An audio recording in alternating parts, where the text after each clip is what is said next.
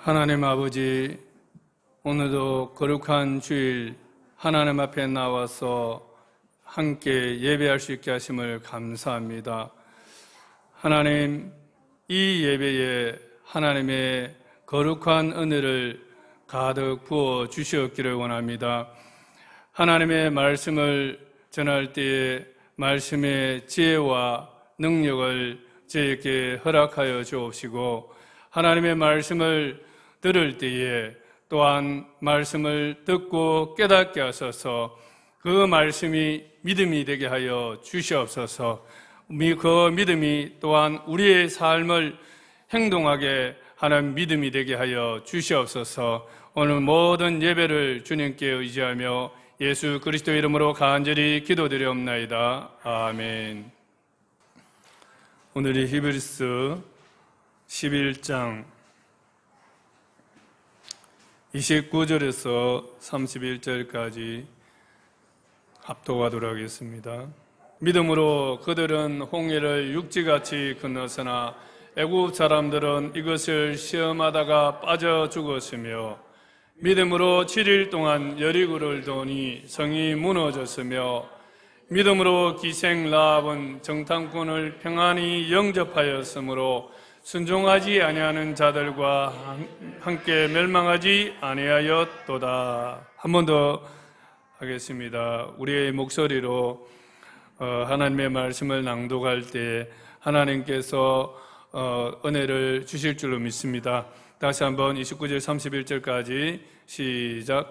믿음으로 그들은 홍해를 육지같이 건넜으나 애굽 사람들은 이것을 시험하다가 빠져 죽었으며, 믿음으로 7일 동안 여리고를 도니 성이 무너졌으며, 믿음으로 기생 라합은 정탐꾼을 평안히 영접하였으므로 순종하지 아니하는 자들과 함께 멸망하지 아니하였도다. 아멘.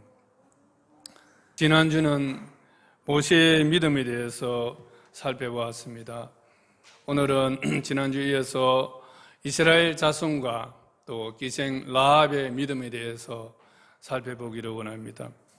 히브리 11장 29절에 보면 믿음으로 그들은 홍해를 육지같이 건넜으나 애굽 사람들은 이것을 시험하다가 빠져 죽었으며,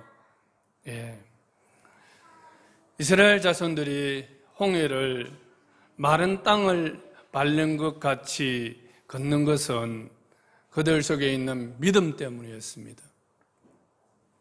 하나님께서 이스라엘 자손들 안에 있는 그 믿음을 보시고 홍해를 마른 땅으로 변화시켜 주시고 바다 한가운데로 난 그 길을 걷게 하신 것입니다. 하나님은 믿음이 있는 자를 기뻐하시고 그 믿음 있는 자들을 통해서 하나님의 구원의 역사를 이루어 가십니다. 홍해를 육지까지 건넌 이스라엘의 믿음, 이것은 무엇입니까? 홍해를 육지같이 건넌 이스라엘의 믿음은 우리가 구약만 보면 해석하기 어려운 부분이 있지만 신약을 같이 이렇게 보면 바로 이 믿음은 그리스도의 죽음과 부활과 연합한 믿음입니다. 그리스도의 죽음과 부활과 연합한 믿음입니다.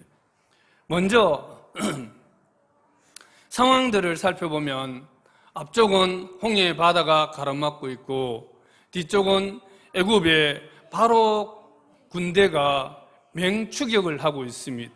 병거와 마병을 거느리고 정예군을 소집해서 맹추격을 해오고 있습니다.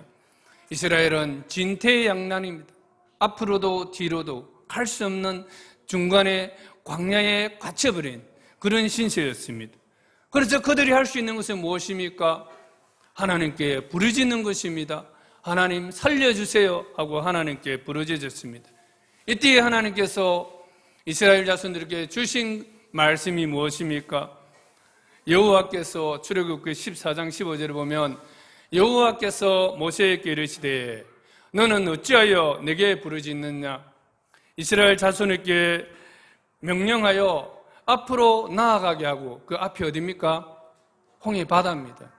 예. 앞으로 나아가게 하고 지팡이를 들어 손을 바다 위로 내밀어 그것이 갈라지게 하라.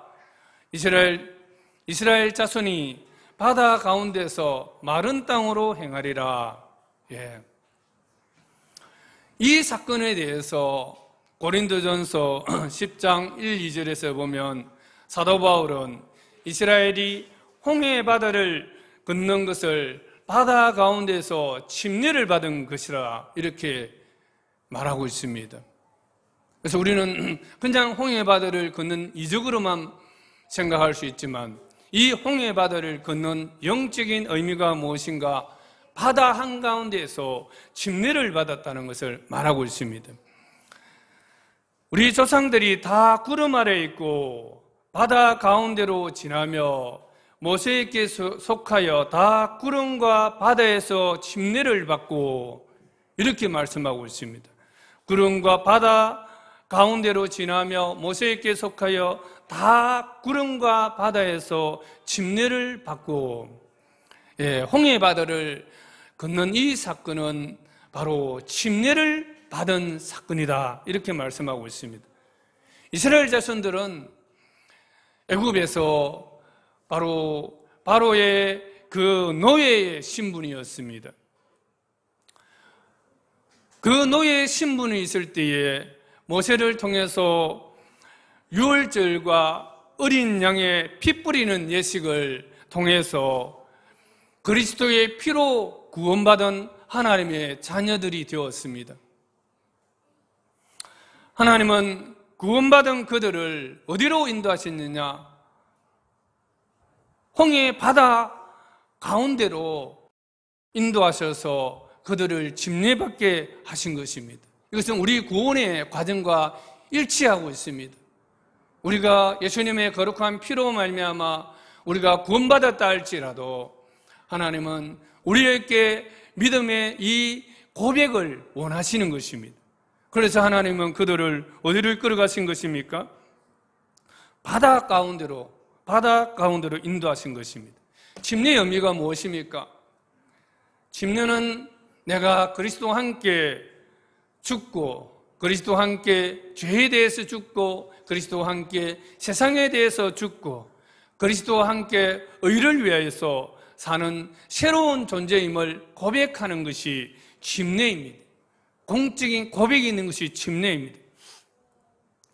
과거 이스라엘 백성들은 애굽의 종이었던 삶에 대해서 이미 이제 더 이상 종이 아니라 애굽의 종이 아니라 세상의 종이 아니라 애굽에서 죄짓던 신분이 아니라 이제는 애굽의 모든 죄된 삶을 깨끗이 씻고 하나님의 자녀가 되어서 이제 사나 죽으나 그리스도와 함께 죽고 그리스도와 함께 살아가기를 원하는 존재라는 것을 믿음으로 고백하는 것이 침례입니다. 그런데 그 침례를 그 거대한 바다 한가운데에서 이스라엘 전체 공동체가 침례받는 그 놀라운 침례식을 행한 것이 바다 한가운데로 들어간 것입니다. 침례는 그리스도의 죽음과 부활과 연합한 삶을 신앙 고백하는 것입니다. 우리는 그리스도 안에서 구원받았다고 한다면 마땅히 내가 그리스도의 죽음과 그리스도의 부활과 연합한 삶을 고백하는 삶이 있어야 하는 것입니다. 여러분, 바다를 건너는 장면을 한번 보십시오. 출애굽기 14장 15절에 보면 여호와께서 모세에게 이르시되 너는 어찌하여 내게 부르짖느냐? 이스라엘 자손에게 명령하여 앞으로 나아가게 하고 지팡이를 들고 손을 바다 위로 내밀어 그것을 갈라지게 하라. 이스라엘 자손이 바다 가운데서 마른 땅으로 행하리라. 이 말씀과 함께 이 말씀을 봤습니다. 우리 21절에 보면 모세가 어떻게 순종하는지 보여주고 있습니다. 모세가 바다 위로 손을 내밀매 여호와께서 큰 동풍이 밤새도록 바닷물을 물러가게 하시니 물이 갈라져 바다가 마른 땅이 된지라. 이스라엘 자손이 바다 가운데를 육지같이 걸어가고 물은 그들의 좌우에 벽이 되니 이렇게 말씀하고 있습니다. 성경에서 물은 생명을 상징하기도 하고 그리스도의 피를 상징하기도 합니다. 하나님께서 바다 가운데서 이스라엘 자손들을 이끄셔서 그리스도의 보혈의 피로 씻어주시고 덮어주셔서 거룩한 백성으로 삼아주신 것입니다. 이스라엘 자손이 바닷길로 들었을 때 그들은 죽음을 각오하지 않으면 들어갈 수가 없는 것입니다. 죽으면 죽으리라 하나님께 맡기고 이제는 하나님과 연합한 삶으로 살아가겠다고 믿음으로 나아가지 않으면 들어갈 수 없는 것이 길입니다. 하나님께서 이스라엘 자손들의 믿음으로 그리스도와 함께 죽기를 각오하고 하나님께서 주시기를 믿고 나아갈 때에 하나님께서는 바다 가운데에 안전한 길을 내셔서 이스라엘 백성들을 안전하게 건너게 하신 것입니다. 그들에게 참된 생명을 허락하신 것입니다. 그리스도와 연합되었을 때 어떤 일이 일어났습니까? 홍해 바다라는 것은 인간이 건널 수 없는 바다입니다. 장애물입니다. 그런데 그 장애물이었던 바다물이 도리어 그 속에 길이 나고 그 바다물이 우리를 덮어 몰살시킬 수 있는 바다물이었음에도 불구하고 그 물은 그들을 안전하게 건너는 바닷속의 난 길을 안전하게 건너는 물백이 되어준 것입니다. 우리는 이 사실을 깨달아야 하는 것입니다. 내가 그리스도와 함께 죽고 그리스도와 함께 살고자 한다면 죽는 것이 바로 그리스도와 함께 죽고 그리스도와 함께 살고자 하는 것이 바로 십자가의 도입니다. 그래서 우리는 그리스도의 죽음과 바로 부활과 연합된 삶을 살아가야 합니다. 그리스도의 십자가는 죽어야 산다는 것입니다. 주님의 십자가의 도가 우리에게 가르쳐주는 것은 죽어야 산다는 것입니다. 살려고 하면 죽는다는 것입니다. 그래서 예수님께서도 마태복음 16장 25절에 보면 말씀하고 있습니다. 누구든지 제 목숨을 구원하고자 하면 잃을 것이요 누구든지 나를 위하여 제 목숨은 찾으리라 잃으면 찾으리라. 이게 역설입니다. 이것은 정말 믿음의 놀라운 신비입니다. 교회는 이런 십자가의 도 위에 세워진 것이 교회입니다. 예수님도 요한복음 11장 25절에 보면 나는 부활이요 생명이니 나를 믿는 자는 죽어도 살겠고 무릇 살아서 나를 믿는 자는 영원히 죽지 아니하리라. 주님과 연합된 사람은 죽음을 두려워하지 않습니다. 우리는 이미 그리스도와 함께 죽은 자이기 때문에 육체의 목숨에 연연해하지 않습니다.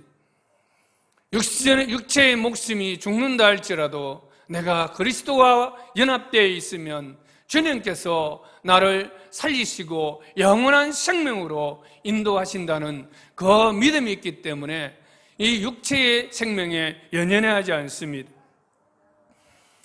이스라엘 백성들은 그리스도의 십자가 죽음, 부활과 연합된 삶을 살고자 하며 바다 그 길로 들어갔을 때에 하나님께서는 물벽을 만들어 주시고 신비한 골짜기를 만들어 주셔서 그 골짜기 길로 걸어갈 수 있게 해주셨습니다. 그런데 똑같은 그 길인데도 불구하고 애굽 사람들이 들어갔을 때 그들은 다 빠져 죽었다고 오늘 말씀하고 있습니다.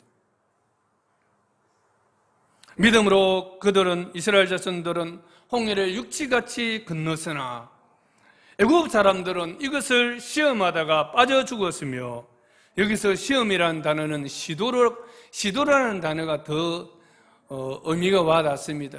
언어적으로 보면 시험이라는 단어도 있고 시도하다, 행하다라는 그런 말이 있습니다. 애굽 사람들은 이것을 시도하다가 빠져 죽었으며 이런 뜻입니다.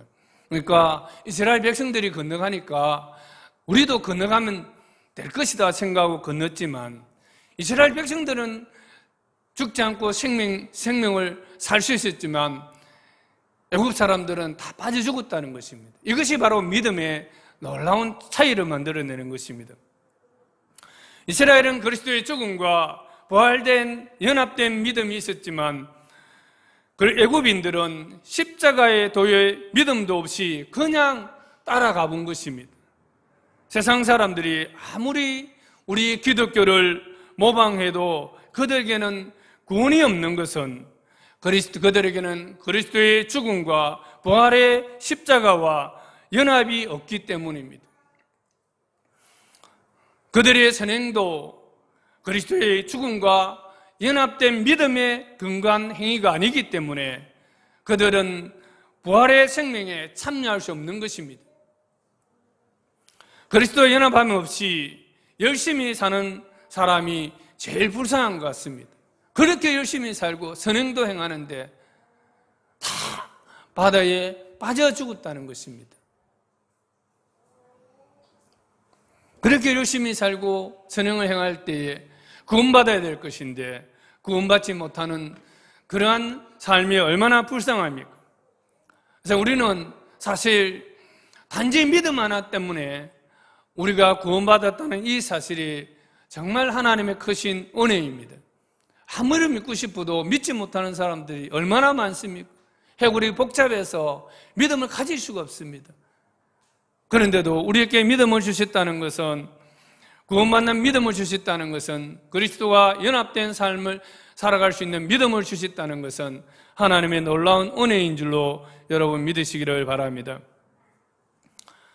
믿음으로 이스라엘 자손의 홍해를 건넌 사건은 그리스도와 연합된 믿음이란 보이지 않아도 확실한 구원의 능력이요 증거임을 우리에게 가르쳐주고 있습니다. 홍해의 바다는 나아갈 수 없는 장애물이었지만 그리스도 안에서 구원받은 믿음의 자녀에게는 그와 연합하여 살고자 할 때 하나님께서 반드시 지켜주시고 보호해 주신다는 것을 우리에게 가르쳐주고 있습니다. 오늘날 우리에게도 홍해와 같이 그런 일들이 많이 있습니다. 그러나 홍해를 육지같이 걷는 이스라엘 자손들의 믿음, 그리스도의 죽음과 부활과 연합한 믿음으로 말미암아 여러분들도 그 모든 장애물들을 능히 승리할 수 있기를 간절히 축원합니다. 두 번째가 여리고를 무너뜨린 이스라엘의 믿음입니다. 여리고를 무너뜨린 이스라엘의 믿음. 여러분, 여리고를 무너뜨린 이스라엘의 믿음은 어떤 것이겠습니까?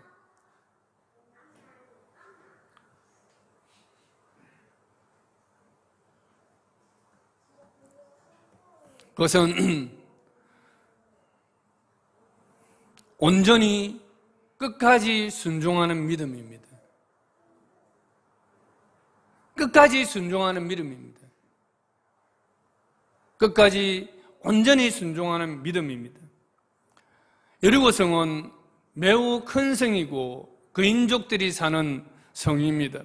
민수기 13장 28절에 보면 열두 정탐꾼이 이 가나안 땅을 정탐하고 와서 한 보고에 보면 그 땅 거주민은 강하고 성읍은 견고하고 힘이 클 뿐 아니라 거기서 안악 자손을 보았으며 이렇게 말하고 있습니다. 얼마나 견고하냐면 성벽이 외벽만 있는 것이 아니고 그 외벽 안에 또 하나의 성벽이 있습니다. 그래서 이중으로 된 성벽입니다.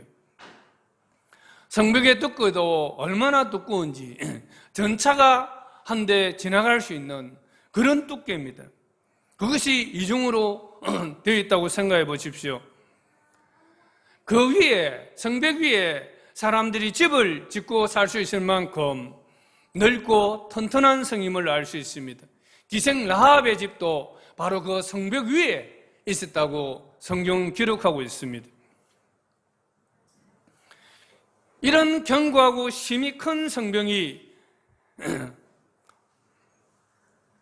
성벽을 무너뜨리기 위해서는 하나님은 이스라엘 자손들에게 끝까지 순종하는 온전한 믿음을 요구하셨습니다. 순종이란 끝까지 믿는 것입니다.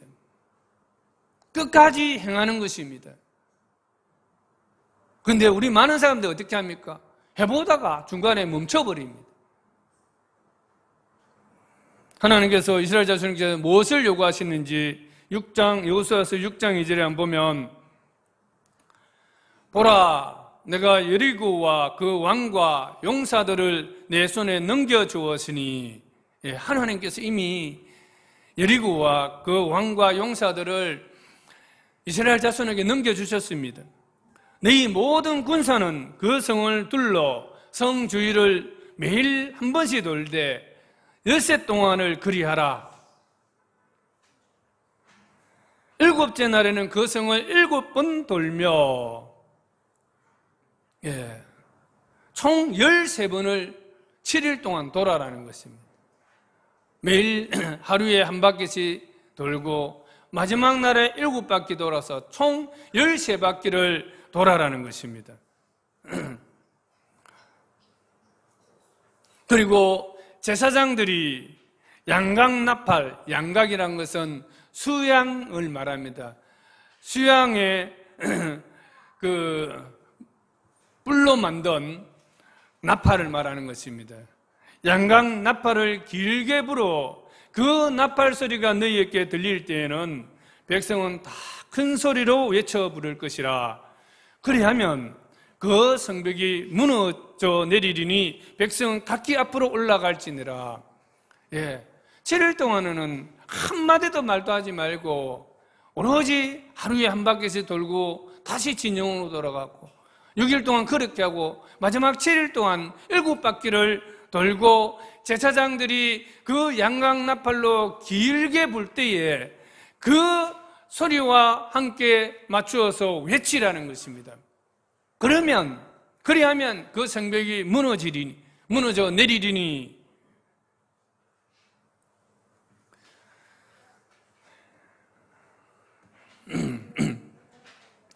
총 7일 동안 이스라엘 백성들은 이와 같이 하나님 말씀대로 13바퀴를 돌아야 합니다. 12바퀴를 돌았다가 중간에 그만두어 버리면 하나님의 약속하신 그 성이 무너지는 것을 경험할 수 없습니다.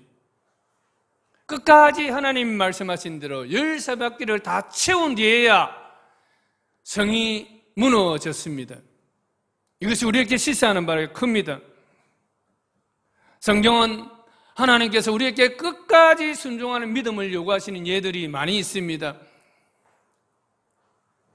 나아만 장군이 엘리사 선지자를 찾아와서 그의 나병을 고쳐달라고 말합니다. 그때 선지자는 뭐라 말합니까? 직접 말한 것도 아니라 그의 종을 보내서, 사자를 보내서 너는 가서 요단강에 몸을 7번 씻으라. 내 살이 회복되어 깨끗하리라. 이렇게 말씀을 합니다. 선지자가 자기의 말로서 전한 것입니까? 하나님께서 감동을 주셨기 때문에 나아만 장군에게 그 말씀을 하신 것이겠죠. 무엇을 요구하시는 것입니까? 하나님은 끝까지 순종하는 믿음을 나아만 장군에게 요구하신 것입니다. 한 번이 아니라 7번을 말한 것은 바로 이러한 믿음을 요구하신다는 것입니다. 열왕기하 5장 14절에 보면 나아만이 하나님의 사람의 말대로 요단강에 7번 몸을 잠그니 그의 살이 어린아이의 살같이 회복되어 깨끗하게 되었더라. 아멘. 마지막 7번을 다 채웠을 때에야 비로소 쉬어졌다는 것입니다. 나병이 떠나가고 깨끗이 씻음받고 회복되었다는 것을 말씀하고 있습니다. 6번 정도에서 내가 뭐하고 있는 거야? 이게 도대체 무슨 짓이야? 하고 그만둬 버렸더라면 그는 영영이 나병에서 고침받지 못했을 것입니다. 온전한 순종하는 믿음, 끝까지 온전히 순종하는 믿음, 그 믿음이 기적을 일으키시는 것입니다. 기생 라합의 믿음은 침묵 가운데서 하나님을 신뢰하는 믿음입니다. 하나님은 여리고성 13바퀴를 다 돌 때까지 7일 동안 외치지 말며 너희 음성을 들리게 하지 말며 너희 입에서 아무 말도 내지 말라 그리하다가 내가 너희에게 명령하는 외치라는 날에 외칠지니라 이렇게 말씀하고 있습니다. 하나님께서 왜 침묵하라고 하셨을까요? 하나님께서 왜 13바퀴를 돌 때 7일 동안 이스라엘 백성들의 침묵을 요구하셨겠습니까? 이스라엘의 40년 광야 생활의 역사는 불신앙적인 부정적인 말로 말미암아 실패한 역사입니다. 가데스 바네아에서 12정탐꾼을 선발하여서 가나안 땅에 보낸 이후에 12정탐꾼들의 그 보고는 불신앙적이고 부정적인 말이었습니다. 그 부정적이고 불신앙적인 말이 온 이스라엘을 불신앙으로 몰아넣어버리고 불순종으로 이끌어버렸습니다. 그래서 여호수아와 갈렙에 의해 모든 군인들이 광야에서 다 멸망했습니다. 하나님은 그들이 다 멸망한 이후에야 광야에서 태어난 그 신세대들을 이끌고 가나안 땅 정복의 길로 나아갔습니다. 하나님은 믿음이 없는 자들과 함께 일하실 수 없는 것입니다. 하나님은 이스라엘 자손들의 그러한 속성들을 너무나 잘 알기 때문에 이번에는 하나님이 속지 않습니다. 미리 예방 차원에서 7일 동안 한마디도 하지 말라는 것입니다. 말을 한마디라도 허용하면 그 속에 불쑥 부정적인 말들이 튀어나올 것이기 알기 때문에 하나님은 한마디도 허락하지 말고 내가 명령하는 그날에 그때에 말하라는 것입니다. 외치라는 것입니다. 이것은 침묵 가운데에서 하나님을 믿음으로 바라보라는 말씀입니다.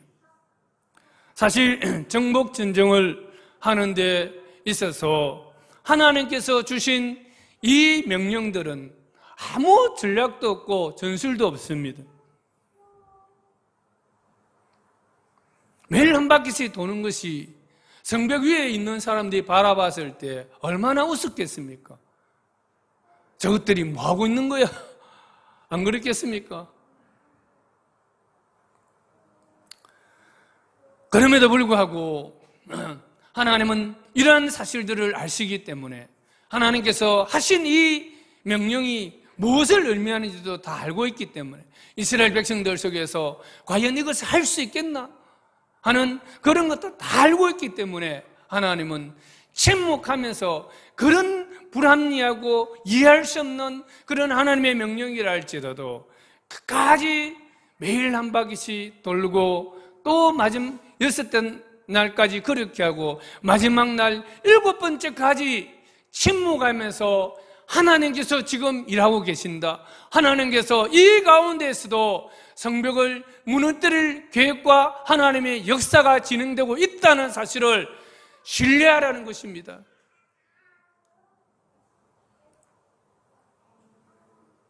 그런데 이스라엘 백성들은 실제로 이러한 불합리한 하나님의 명령 앞에서도 6일 동안 그렇게 순종을 했고 마지막 날 7바퀴를 돌 때까지 순종을 했습니다. 그리고 여리고 성은 무너졌습니다.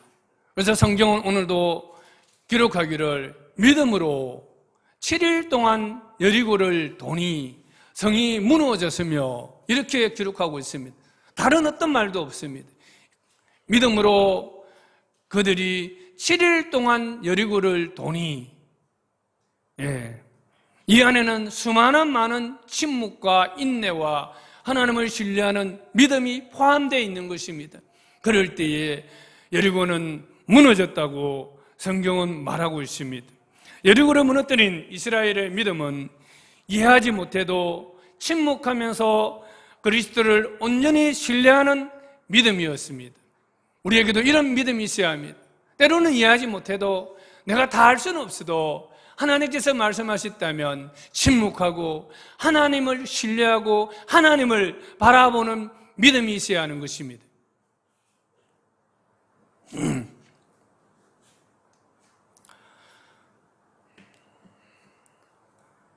성이 무너졌으니 이 원어적인 의미를 보면 완전히 무너졌다는 것입니다. 완전히 다시 회복 불가능한 완전히 무너졌다는 의미고, 이것은 사람이 무너뜨렸으면 성을 어떻게 합니까? 돌멩이를 옆으로 던지고 이렇게 해서 연장 도구를 통해서 부수든지 이렇게 해서 성을 무너뜨려야 할 것입니다. 그러면 성에 무너진 흔적들이 아마 중구난방으로 되어 있을 것입니다. 그런데 여러분 한번 보시면 아파트를 이런 고층 빌딩들을 폭파할 때에 요즘은 아주 그 기술이 좋지 않습니까? 다이너마이트 같은 그런 그 화약물질을 넣어가지고 폭발을 합니다. 그러면 건물들이 그 폭발할 때 어떻게 됩니까? 순식간에 그냥 폭삭 내려앉아 버립니다. 여리고성이 무너진 것도 마찬가지입니다. 다이너마이트가 디나미스입니다. 헬라어로 보면 디나미스인데 이것은 폭발적인 하나님의 능력을 말하는 것입니다. 하나님의 능력을 말할 때, 강력한 하나님의 능력을 말할 때 쓰는 단어입니다. 그래서 여리고성이 무너진 것은 하나님의 강력한 능력으로 가장 완전한 방법으로 무너뜨렸다는 것을 말씀하고 있습니다. 실제로 고고학자들이 그것을 여리고성을 발굴해 볼 때에 여리고성이 무너진 흔적들이 외부의 어떤 힘에 의해서 가해진 것이 아니라 그냥 그대로 무너졌다는 것을 증명을 하고 있습니다.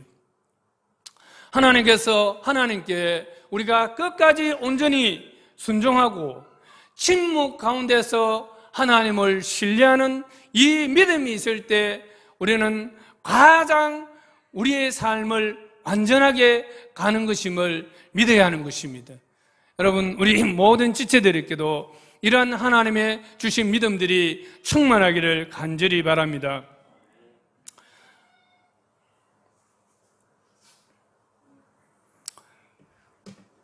히브리서 11장 31절 말씀 보겠습니다.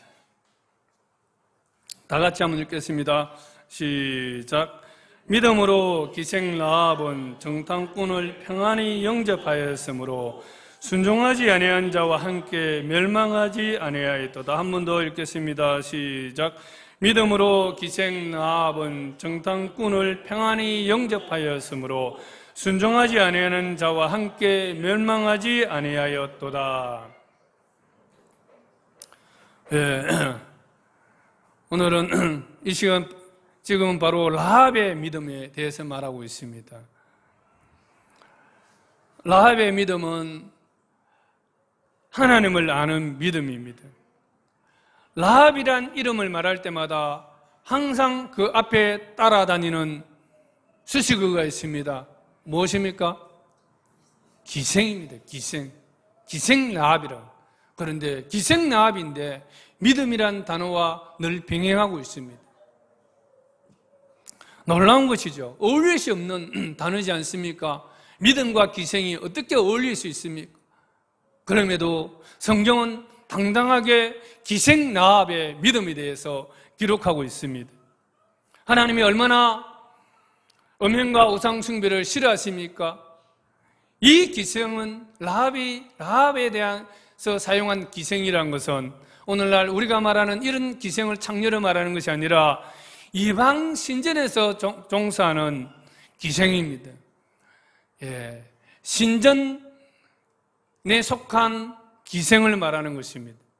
그러면 이 기생들은 그 우상을 섬기러 오는 자들과 같이 혼음도 하고 그렇게 합니다.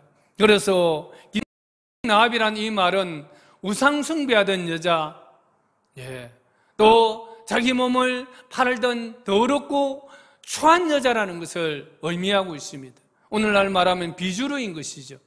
사회적으로 정말 비천한 자입니다. 하나님은 우상 숭배에 대해서 음행하는 자에 대해서 뭐라 말하고 있습니까? 요한계시록 에 보면 마지막 심판 때에 음행하는 자들과 점술가들과 우상 숭배하는 자들을 불과 유황으로 타는 못에 던져버리리 말씀하고 있습니다. 하나님이 얼마나 싫어했었으면 그냥 유황불에 던져버린다는 것입니다. 그런데 하나님께서 겉으로 싫어하시는 이 기생의 집에 정탐꾼을 보내셨습니다. 왜 보내신 것 같습니까? 여리고에 정말 고결하고 거룩한 사람 한 사람 없었겠습니까? 그럼에도 불구하고 왜 기생의 집에 정탐꾼을 보낸 것입니까? 그 이유는 이 여자와 그 가족을 구원하시기 위해서입니다. 하나님은 믿음의 사람들이 함께 멸망당하는 것을 원치 않습니다. 소돔과 고모라를 멸망할 때에도 롯과 그의 가족들을 구원하셨습니다. 홍수로 모든 인류를 멸할 때에도 노아와 그 가족들을 하나님은 구원하셨습니다. 주 예수를 믿으라. 그리하면 너와 내 집이 구원을 얻으리라. 그냥 자신만이 아니라 그 집이 구원을 얻으리라. 그렇게 말씀하고 있습니다. 하나님은 이 여인과 이 비천한 여인과 그 가정을 구원하시기를 원하신다는 것입니다. 하나님, 다시 말해서 하나님이 이 비천한 여인을 사랑하신다는 것입니다. 여러분 이해가 되십니까? 그런데 하나님께서 왜 이 여인을 구원하시기를 원한 것인가를 우리는 성경을 통해서 볼 수 있습니다. 이 여인 안에는 바로 하나님을 아는 믿음이 있었습니다. 이 여자는 비천하게 살았지만 이제 이 여인 안에 하나님을 아는 믿음이 있었습니다. 하나님은 이 여인 속에, 이 여인 안에 있는 내면 깊숙한 곳에 있는 하나님을 아는 그 믿음을 보신 것입니다. 그 믿음을 보시고 이 여인을 구원하기를 원했던 것입니다. 여호수아서 2장 9절에 보면 정탐꾼들이 그의 집에 왔을 때 이 여자가 하는 말을 들어보십시오. 여호와께서 이 땅을 너희에게 주신 줄을 내가 아노라. 이미 이 여인 속에서는 하나님께서 이 가나안 땅을 바로 이스라엘 자손들에게 준 것을 내가 안다는 것입니다. 놀랍지 않습니까? 우리가 너희를 심히 두려워하고 이 땅 주민들이 다 너희 앞에서 간담이 농나니 이는 너희가 애굽에서 나올 때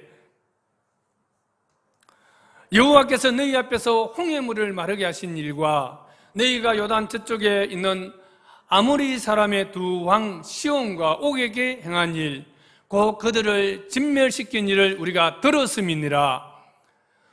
11절에 우리가 듣자 곧 마음이 녹았고 너희로 말미암아 사람이 정신을 잃었나니 너희의 하나님은 위로는 하늘에서도 아래는 땅에서도 하나님이시니라.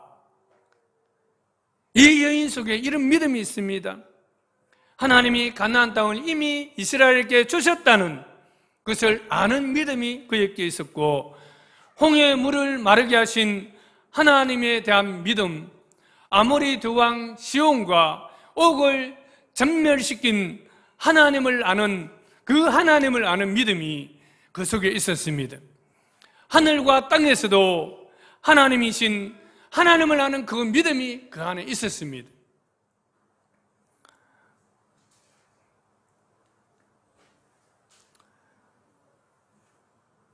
이것을 이 이야기를 들은 사람은 이 여인만이 아닙니다. 이미 가나안 땅에 있는 그 많은 사람들이 다 알고 있었습니다. 그럼에도 믿음을 가질 수 있었던 것은 바로 이 기생 라합뿐이었다는 것입니다. 이것이 그의 인생을 바꿔놓은 것입니다.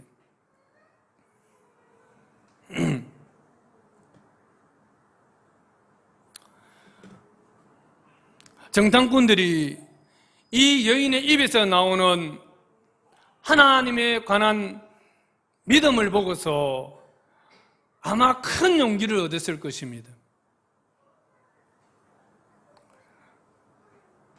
어쩌면 이 여인이 알고 있는 하나님에 대한 믿음이 7일 동안 13바퀴를 돌아라는 하나님의 명령을 끝까지 온전히 지키는 데에 큰 힘이 되었을지도 모릅니다. 저는 그렇게 큰 힘이 되었다고 바라봅니다. 아마 이 정탐꾼들이 듣고 가서 이스라엘 백성들에게 보고를 했을 때에 아마 이스라엘 백성들은 하나님께서 정말 먼저 우리보다 앞서 저 성 안에 들어가셔서 일을 하고 계시는구나. 우리가 하나님 말씀대로 끝까지 순종하기만 하면 여리고성은 난공불락의 성이라 할지라도 하나님께서 반드시 무너뜨려 주실 거야 하는 그런 믿음을 이 여인의 입술의 고백을 통해서 하나님을 아는 그 믿음의 고백을 통해서 갖게 되었을지도 모른다는 것입니다. 이렇다면 이 비천한 여인 속에 있는 그 믿음이 여리고성을 정복하는 데 있어서 얼마나 큰 일을 한 것인가 우리는 알 수가 있는 것입니다.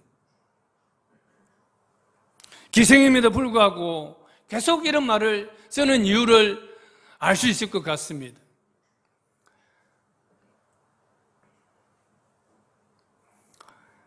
기생 라합 속에는 하나님을 아는 믿음이 있었습니다. 그 하나님을 아는 믿음은 하나님께서 행하신 일들을 들음으로 말미암아 그 속에 생겨난 것입니다. 그래서 우리도 우리의 자녀들과 우리 주위에 만나는 사람들에게 하나님을 아는 그 믿음을 전해야 합니다. 듣든지 안 듣든지 전하다 보면 그들 안에 믿음이 생기는 것입니다. 두 번째 기생 라합의 믿음은 행동하는 믿음입니다. 믿음으로 기생 라합은 정탐꾼을 평안히 영접하였으므로 그 안에 믿음이 있었기 때문에 정탐꾼들이 왔을 때에도 두려워하지 아니하고 용기 있게 평안하게 영접할 수 있었던 것입니다. 믿음은 추상적인 단어입니다. 그렇지만 영접은 행위적인 단어입니다. 그들을 접대한 것입니다. 편안하게 환대하면서 환영하면서 그 집에 받아들인 것입니다. 이것은 정말 목숨이 달린 문제입니다. 적군을 이스라엘 백성들이 이제 가나안 땅 여리고를 점령하기 위해서 왔는데 그런 스파이를 자기 집에 편안하게 영접한다는 것은 목숨을 내놓아야 하는 것입니다.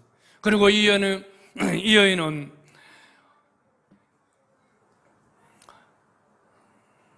여리고 왕이 이스라엘 정탐꾼이 이 성 안에 들어왔다는 것을 잠입했다는 것을 간파하고 이 라합의 집에 사람을 보냈습니다. 그렇지만 이 여인은 담대하게 또 그 여인을 지붕에 숨겨두고 그들이 벌써 갔다고 거짓말을 합니다. 여러분, 거짓말은 나쁘지만 하나님의 뜻 안에서 하나님 뜻을 이루기 위한 것이기에 이것을 믿음의 행위로 바라보는 것입니다. 영접하고 그들을 담대하게 숨겨준 행동하는 믿음, 이것이 바로 라합의 믿음이었던 것입니다. 라합의 믿음은 세 번째로 운명을 바꿔버린 믿음입니다. 라합은 기생이고 가나안 족속이 있고 가나안 족속이었지만 그리스도를 영접하고 하나님의 자녀가 되었습니다. 그녀는 이스라엘인으로 기화해서 정탐꾼 중에 한 명인 살몬과 결혼하여 예수님의 족보에 참여하는 그 영광스러운 대열에 참여하게 된 것입니다. 마태복음 1장 5절에 보면 살몬은 라합에게서 보아스를 낳았고, 보아스는 르룩에서 오벳을 낳았고, 오벳은 이새를 낳고, 이새는 다윗 왕을 낳으니라. 다윗 왕 이후에 쭉 나가서 그리스도가 나시니라, 이렇게 말씀하고 있습니다. 그냥 살몬은 보아스를 낳고 하면 되는데, 마태는 살몬은 라합에게서 보아스를 낳고 라고 기록하고 있습니다. 이것이 무슨 의미를 하고 있습니까?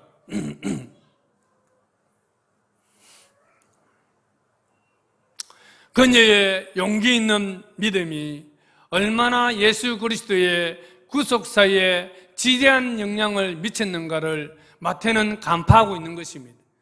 그리스도의 구속의 족보를 말할 때에 이 라합의 이름을 기록하고 있는 것입니다. 살몬은 라합에게서 보아스를 낳고 이렇게 기록하고 있습니다. 비천한 기생의 신분에서 우상숭배와 음행으로 말미암아 유황 불과 영으로 타는 못에 던져져야 될 신분이었지만, 운명이었지만, 그녀는 예수님의 구속사의 반열에 참여하는 놀라운 영광을 얻게 된 것입니다. 이것은 바로 운명이 바뀌어져 버린 것입니다. 사랑하는 여러분, 여러분의 출신과 여러분의 신분과 여러분의 가문과 여러분의 스펙 때문에 주눅들지 마시기를 바랍니다. 하나님을 바라보는 이 믿음을 가지시기를 바랍니다. 그 믿음이 여러분의 신분과 혈통과 운명을 뛰어넘는 하나님의 놀라운 구원에 참여하게 되고, 하나님께서 여러분 앞에 있는 모든 장애물들을 다 무너뜨려 주시고 또 전진할 수 있는 믿음을 우리에게 주실 것입니다. 이 사실을 믿고 오늘도 하나님 앞에 우리가 전진하는 믿음으로 살아갈 수 있기를 간절히 축원합니다. 기도하겠습니다.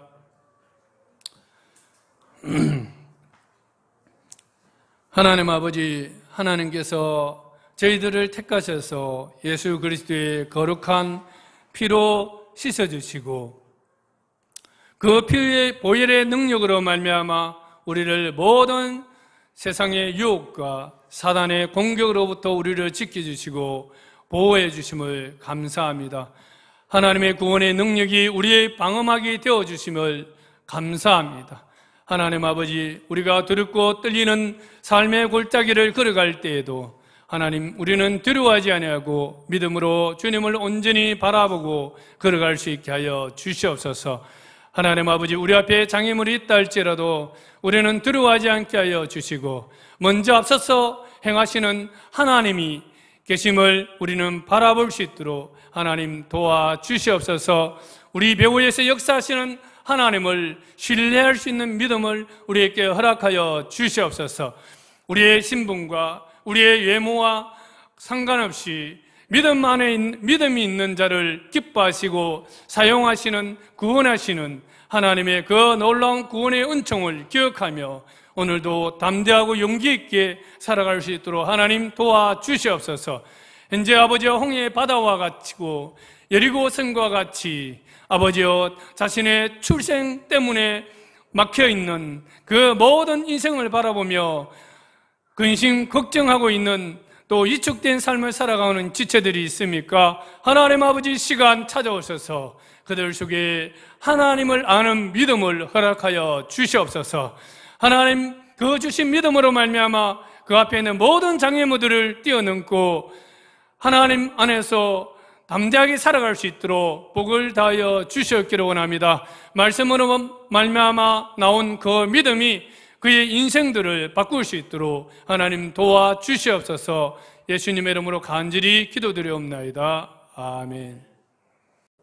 주 예수 그리스도의 하나님의 사랑과 생인 교통하시며 경관 모든 성도들을 위해 넘칠 보심을 간절히 축원합니다. 아멘.